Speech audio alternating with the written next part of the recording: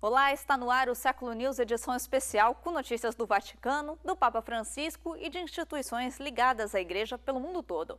Hoje você vai ver a comemoração dos 50 anos da primeira missa que foi rezada em um idioma diferente do latim. Vamos ver as palavras do Papa sobre os idosos. E ainda tem uma iniciativa para tornar a Quaresma um gesto prático de caridade.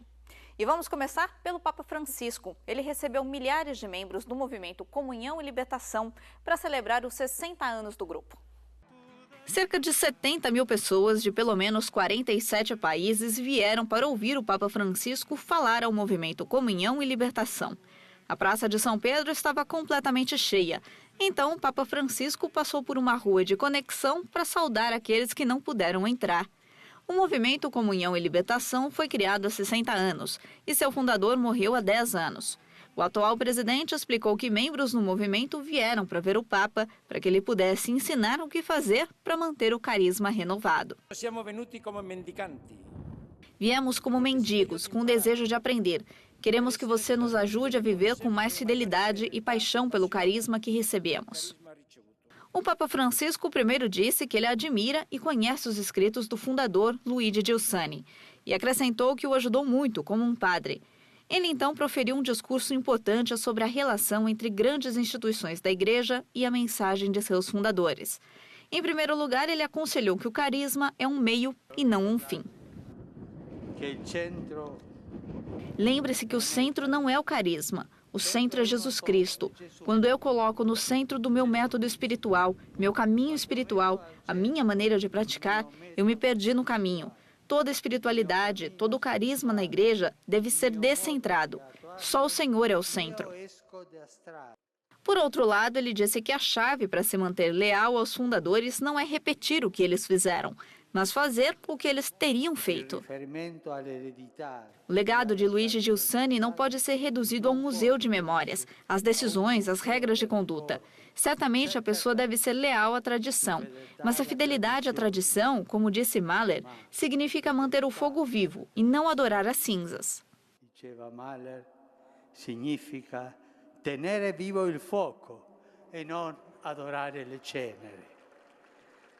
Após o encontro, o Papa cumprimentou muitos representantes da iniciativa Comunhão e Libertação e vários amigos no movimento, incluindo o ex-primaz da Igreja Anglicana, Rowan Williams.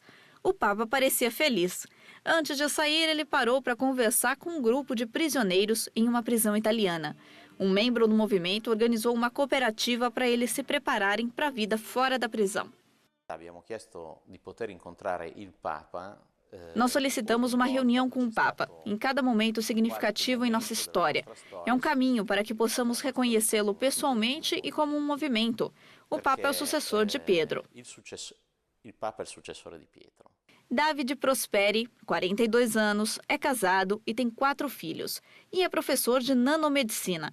Apesar de sua agenda lotada, ele também é o segundo no comando da Comunhão e Libertação. Nós descobrimos através de outras pessoas que Deus realmente tem a resposta para o anseio do coração. Todos, de qualquer lugar ou circunstância, sentem um anseio e sentem a verdade quando toca o seu coração. Essa é a nossa experiência. Eu acho que a mensagem ainda é relevante. Cristo é a resposta para aqueles que fazem perguntas. Qualquer um que procura a compreensão da humanidade. Alberto Savorana escreveu a biografia de Luigi Giussani, o padre italiano que fundou o movimento Comunhão e Libertação. O livro em breve será traduzido para o espanhol e para o inglês. Para Luigi Giussani, Cristo é a resposta para as demandas que se agitam no coração da humanidade. Essa descoberta mudou sua vida e o fez aproximar-se pelo testemunho de Cristo, que é a resposta para as necessidades de cada pessoa. 60 anos após a sua fundação, a proposta de Luigi Giussani ainda encanta milhares de pessoas que vêm de mais de 90 países. Não é uma doutrina diferente, mas incentiva as pessoas a viverem a fé de forma consciente. Ela promove uma amizade pessoal com Deus, em vez de uma lista de regras. E o Papa Francisco visitou a paróquia de Todos os Santos em Roma. Lá ele presidiu uma celebração para marcar os 50 anos da primeira missa, rezada em um idioma diferente do latim. Não foi uma visita normal a uma paróquia. O Papa Francisco chegou à Igreja de Todos os Santos, em Roma, para um aniversário especial. Há 50 anos foi rezada a primeira missa numa língua comum. Antes, só havia missa celebrada em latim. O Papa usou os mesmos recipientes sagrados, o mesmo púlpito e os mesmos castiçais como Paulo VI fez naquele dia. A liturgia não é uma coisa estranha, que fica lá longe. Enquanto alguém celebra, não se pensa em muitas coisas ou se reza o rosário. Não, porque há uma correspondência entre a celebração litúrgica para trazer algo para a vida. O Papa disse que a chave é ter harmonia entre a liturgia e a vida cotidiana do cristão. Por exemplo, ele disse que um católico não pode maltratar os outros e ainda se contentar em ir à missa. O discípulo de Jesus não vai à igreja apenas para cumprir uma obrigação, para se sentir bem sobre um Deus que, em seguida, não deve perturbar mais. Mas, Senhor, eu vou todos os domingos, não se envolva na minha vida, não me perturbe. Essa é a atitude de muitos católicos, muitos. O discípulo de Jesus vai à igreja para encontrar o Senhor e encontrar a sua graça, que está nos sacramentos, o poder de pensar e agir de acordo com o Evangelho.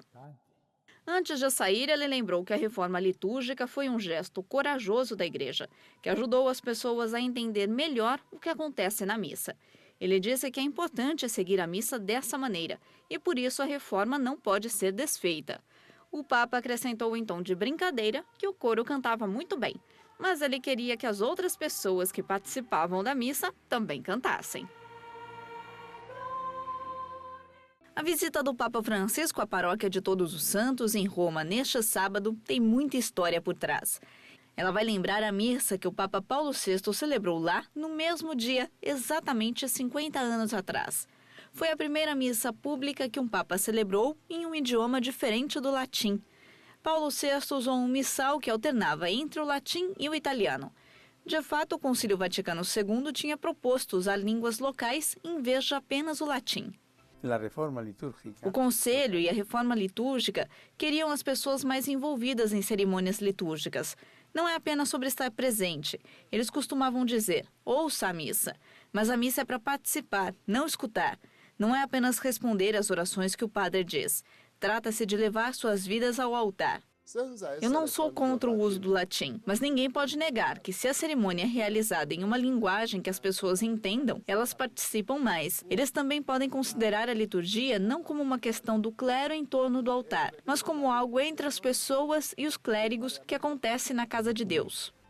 Em algumas igrejas de aldeias, as pessoas rezavam o terço durante a missa, porque não entendiam nada. Agora todos estão envolvidos, é uma grande conquista. A missa do Papa Paulo VI foi um dos primeiros passos da reforma litúrgica.